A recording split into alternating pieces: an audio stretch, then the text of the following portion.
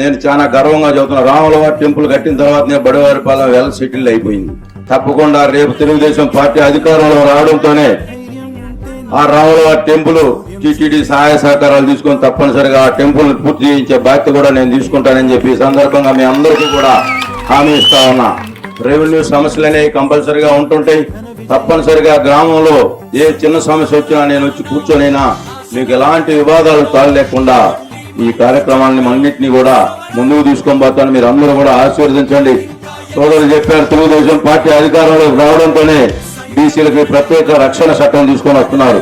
ఇప్పుడు ఏ విధంగా ఏదన్నా దాడులు జరిగితే తప్పనిసరిగా బీసీ యాక్ట్ కూడా రేపు తెలుగుదేశం పార్టీ అధికారంలో రావడంతోనే చంద్రబాబు తీసుకున్న నిర్ణయంలో అది ఒక పెద్ద సంచలనాత్మక నిర్ణయం తీసుకున్నాడు.